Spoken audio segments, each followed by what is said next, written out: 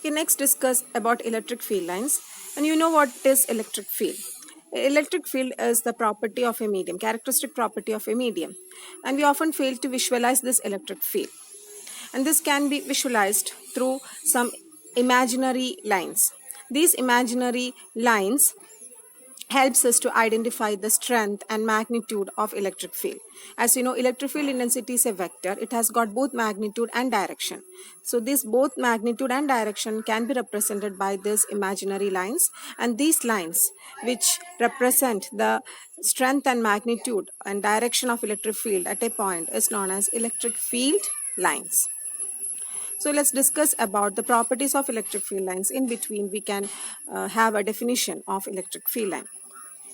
So the first property of electric field line is that it starts from a positive charge and terminates or ends at a negative charge, just like our magnetic field line. So what will be the case of isolated positive and negative charges? So in the case of isolated positive charge, that is, suppose there is a plus q charge like this, what will be the direction of electric field? And you know that the direction of electric field will be same as that of the electrostatic force. And we have already discussed the direction of electrostatic force for an isolated positive charge. It will look like this. In the previous session, we have discussed that. So this will be the direction of electric field itself away from the charge. So these lines represent the electric field lines, and this will be the nature of electric field lines for an isolated positive charge. Similarly, what will be the shape of the electric field lines for an isolated negative charge? So for an isolated negative charge, you know the direction of force is towards it. This will be the direction of force for an isolated negative charge like this. Okay, so this will be the direction of electric field itself, towards it. So the electric field lines for a negative charge, it will be towards it, isolated negative charge. Okay, let's discuss the next property of electric field line. So what is the next property? No two field lines intersect each other. So two field lines can never intersect each other, because suppose if two field lines intersect like this, what does it mean? At the point of intersection, electric field can have two directions like this, which is not possible, because at any point electric field line can have only one direction. So no two electric field lines can never intersect each other. Let's discuss the next property. The relative strength of electric field is determined by the closeness of electric field lines. Here I am considering two regions. One is this A and another one is this B. Okay, we have used a ring, and at the point A, through the ring nearly 5 lines are passing. But at the point B, through the same ring, only 2 lines are passing. So we will say the electric field at the point A is stronger than the electric field at the point B, because more lines of force are passing through the ring at the point A. So the closeness of the electric field lines determine the strength of the magnetic field at a point. Wherever the electric field lines are crowded, there the electric field will be stronger. Wherever these electric field lines are far apart, there the electric field will be weak. Let's discuss the next property, that is electric field lines are always normal to the surface. This is a very interesting property. Electric field lines are always normal to the surface. So consider a conductor.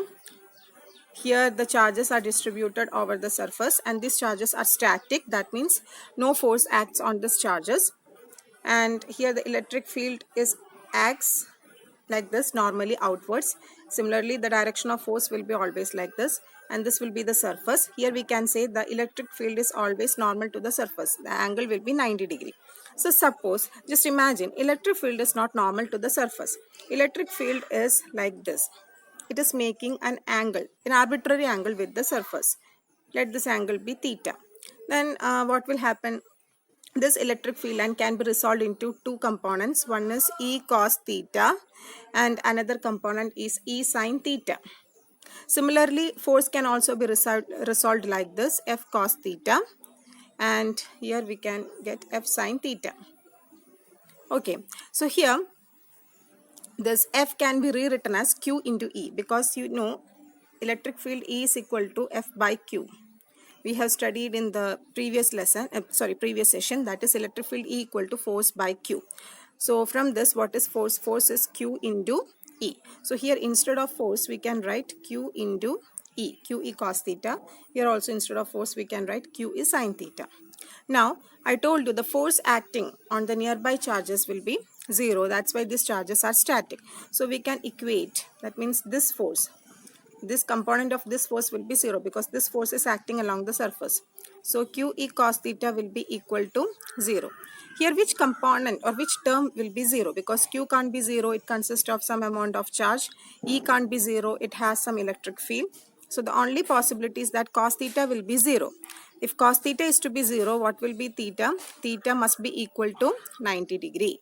That means the angle between electric field and the surface must be 90 degree. So electric field lines will be always normal to the surface. And here also we can define electric field line. So here we can define, in this case, electric field line. What is the direction of electric field line? It starts from a positive charge and ends in negative charge. So remember, whenever the electric field line starts from a point charge, it must make an angle 90 degree with the surface like this. So how will you define an electric field line? An electric field line can be defined by a tangent. That means if we want to find out the direction of electric field at this point, what is the method? The procedure is to draw a tangent like this at that point. This tangent gives the direction of electric field at that point. Similarly, if we want to determine the electric field direction at this point, just draw a tangent like this. This tangent gives the direction of electric field at this point. Similarly, here, if you want to find out the direction of electric field or electrostatic force, just draw a tangent. You will get the direction of electric field at that point. So how will you define the electric field? You can note down this definition. So the electric field line. How will you define an electric field line? An electric field line is an imaginary line, the tangent to which gives the direction of electric field or electrostatic force at that point. Okay, so I repeat, electric field line is an imaginary line, the tangent to which at any point gives the direction of electric field or electrostatic force at that point. Because by drawing a tangent on the field line, we are able to determine the direction of field or force at that point. Next property is that electric field lines have a tendency to contract lengthwise or expand laterally. So here we can see one thing. Whenever unlike charges are present, this positive charge will try to attract the negative charge or vice versa. So anyhow, the direction of field line will decrease. The length of the field line will decrease. So there is a tendency to contract because attractive forces is taking place here. Attraction is taking place here. On the other hand, if two like charges are present like this, repulsive forces are present, so the electric field lines will look like this because they can never intersect each other, so they will expand laterally like this. So this is the nature of field lines for like charges and unlike charges. And also those electric field lines are discontinuous because here it starts from positive charge and ends in negative charge, and it is not coming back just like magnetic lines. So it's not forming a closed loop, it's discontinuous. That is also one property of electric field line. So let's consolidate the properties of electric field lines in this slide. It starts from a positive charge and terminates at negative charge, so it will be discontinuous. And no two field lines intersect each other. And field lines are always normal to the surface. The relative strength of electric field is determined by the closeness of electric field lines. And field lines have a tendency to contract lengthwise or expand laterally. Okay children, so you must remember all these properties of field lines. And with this I am concluding my session. Notes of the topic and a YouTube video based on the topic have been uploaded. Please go through it. Also attend the test and post me the answers as soon as possible. We can meet in the next session. Till then, take care. Stay home, stay safe, keep learning. Thank you.